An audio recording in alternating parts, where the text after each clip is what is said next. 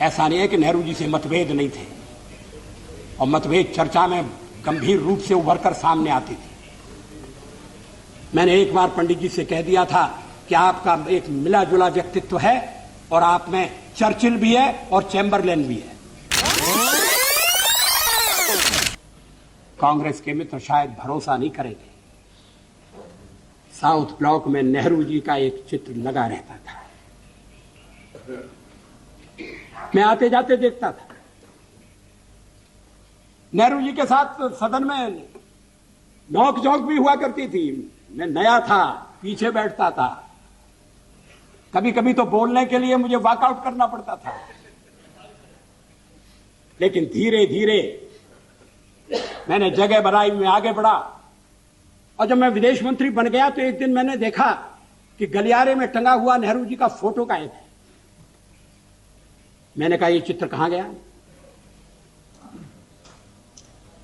कोई उत्तर नहीं दिया। वो चित्र वहां फिर से लगा दिया गया।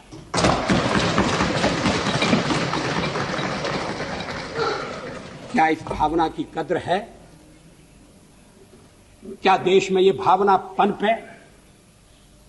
ऐसा नहीं है कि नेहरू जी से मतभेद नहीं थे, और मतभेद चर्चा में गंभीर रूप से उभर कर सामने आती थी। मैंने एक बार पंडित जी से कह दिया था कि आपका एक मिला जुला व्यक्तित्व है और आप में चर्चिल भी है और चैम्बरलेन भी है। वो नाराज नहीं हुए। शाम को किसी बैंक्वेट में मुलाकात हो गई और उन्होंने कहा, आज तो बड़ा जोरदार भाषण दिया है, और हंसते हुए चले गए। आजकल ऐसी आलोचना करना दुश्मनी को दावत देना। लोग बोलना बंद कर देंगे। क्या एक राष्ट्र के नाते हम मिलकर काम नहीं कर सकते? क्या एक राष्ट्र के नाते हम सब आने वाले संकटों का सामना नहीं कर सकते? एक शताब्दी खत्म हो रही है, दूसरी शताब्दी दरवाजे पर खड़ी है।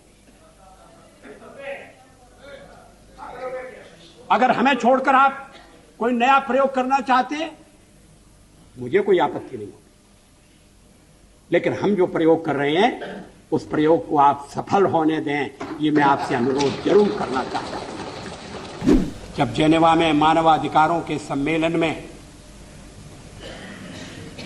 कश्मीर के सवाल को हमारे पड़ोसी ने उठाने का फैसला किया, तो फिर उस समय के प्रधानमंत्री श्री नरसिंह राव की नजर मेरे ऊपर गई कि मैं वहां जाकर भारत का प्रतिनिधित्व करूं। हमारे पड़ोसी देश के लोगों को बड़ा आश्चर्य हुआ, वहां के नेताओं को बड़ा ताज्जुब हुआ। किसी नेता ने कहा भी कि भारत का लोकतंत्र विचित्र लोकतंत्र है कि प्रतिपक्ष का नेता अपनी सरकार के पक्ष को रखने के लिए जेनेवा जाता है, और एक हमारा प्रतिपक्ष का नेता है जो देश के भीतर ही ऐसी कठिनाइयां पैदा करता है जिससे अंतर्राष्ट्रीय बाधाएं और उत्पन्न होती हैं। लोगों ने कहा कि नरसिंह राव जी सरल आदमी नहीं है, बड़े चतुर आदमी हैं। ये मत समझिए कि वो केवल देश की एकता का प्रदर्शन करने के लिए भेज रहे हैं। कहीं कहीं उनके मन में यह भी हो सकता है कि अगर जेनेवा में बात नहीं बनी और खिलाफ प्रस्ताव पास हो गया तो दोष में हिस्सा बटाने के लिए वाजपेयी भी बलि का बकरा बनाया जा सकता है।